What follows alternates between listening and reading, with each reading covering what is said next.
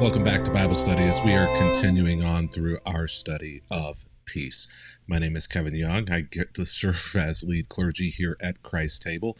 So glad that you're with us today. If you'd like to know more about Christ Table, who we are, what we do, you can visit the URL that's right there the entire time, www.christstable.today. Now, if you'd like to know more about this study in particular, then where you need to go is right there, go.christstable.today/peace. There you're going to find information about everything to do with this study in particular.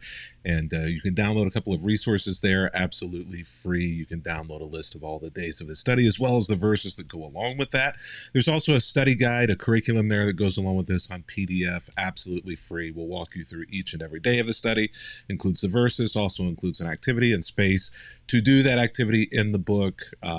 Each and every day there, that PDF there is free. Now, if you want the actual printed copy of that, at that URL right there, you can get this as well. Just click on the button that says get the box. The box comes with this curriculum, spiral bound, printed, great paper. It's a phenomenal resource for this study. It also comes with some other things that will help you walk through this study as well as we journey through peace. Now, one other thing that I want to make sure that you're aware of, if you've not already done so, this book, Reconstruct Your Faith, has just come out. Would love to encourage you to take a look at it for you if you have doubts or questions about your faith or are looking to putting pieces back together or maybe even understanding your faith. It's really a phenomenal resource no matter who you are or where you are on the journey of faith, but it is especially designed and written for those who are struggling, who have doubts, who have questions. That may be you, that may be somebody you know. If you'd like more information, visit the URL right there, drkevinyoung.com.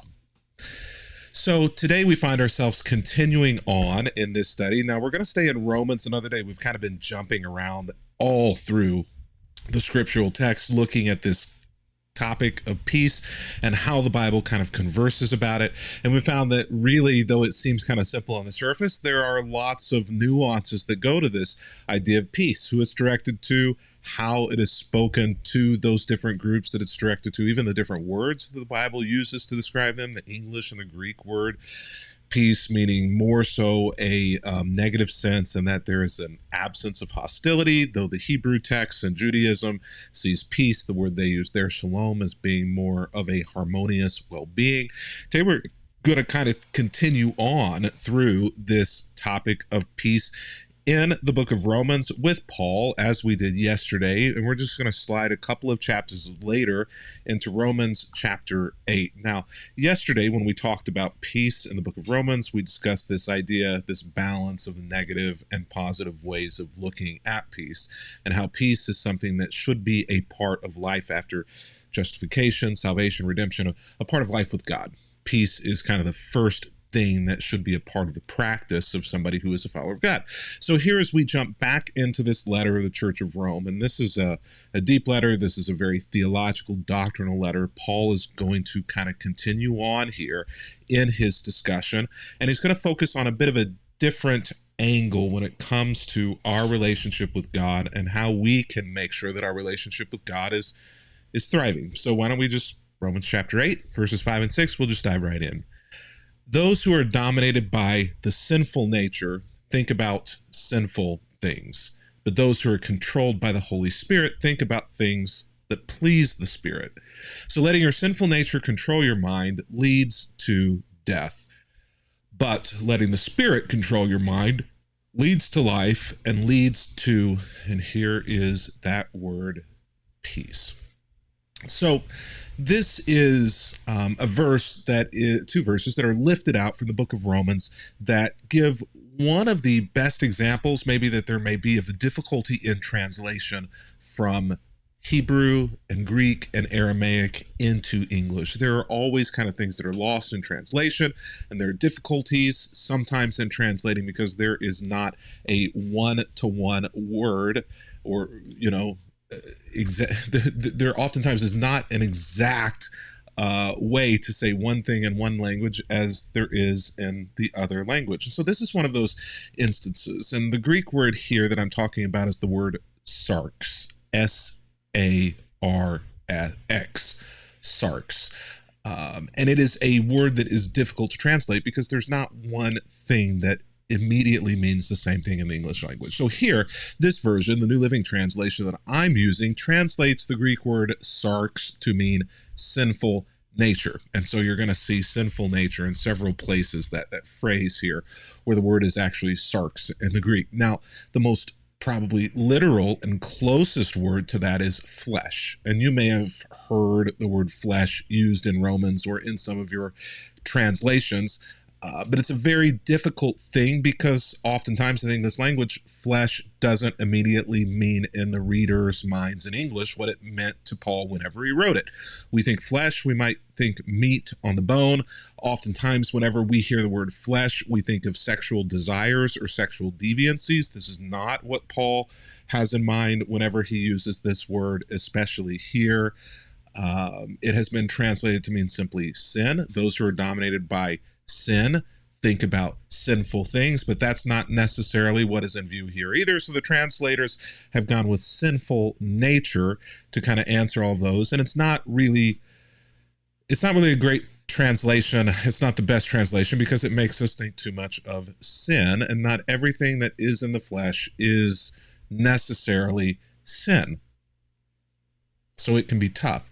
So those who are dominated by the flesh think about sinful things or fleshly things, but those who are controlled by the Holy Spirit think about things that please the Spirit. So Paul is drawing this kind of dichotomy between those who think about this sarx thing, this sinful nature, sin, flesh, and then those who think about those who are controlled by the Holy Spirit rather than sarx or flesh, who think about things that please the Spirit. So letting your sarx control your mind leads to death, but letting the Spirit control your mind leads to life and peace.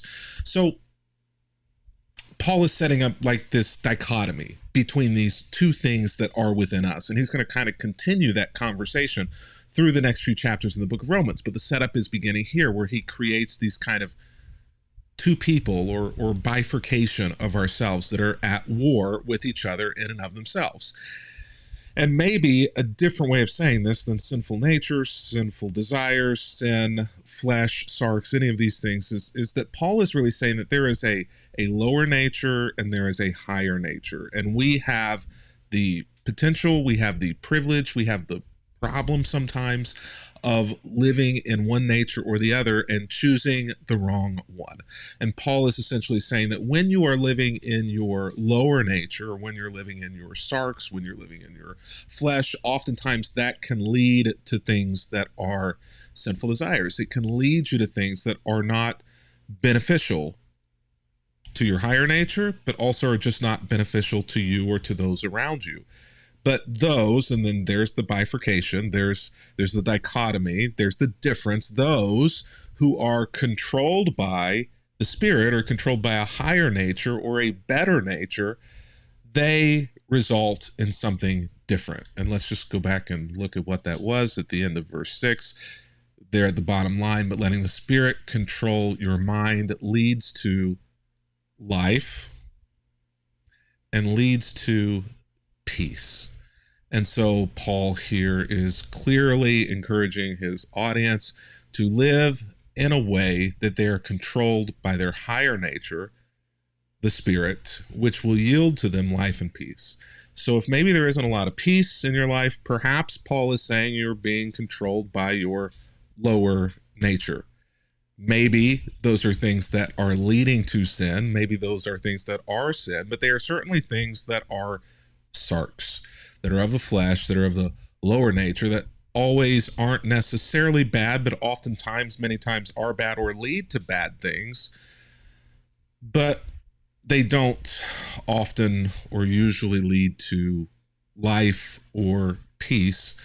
And when you're controlled by the Spirit, it does. There's another way kind of saying this that the Bible uses other times that Paul is trying to get across here, and that is the principle of sowing and reaping. That you reap what you sow, that if you plant apple seeds, you're going to reap an apple orchard, not an orange orchard. If you plant a certain kind of crop, you're going to reap that certain kind of crop.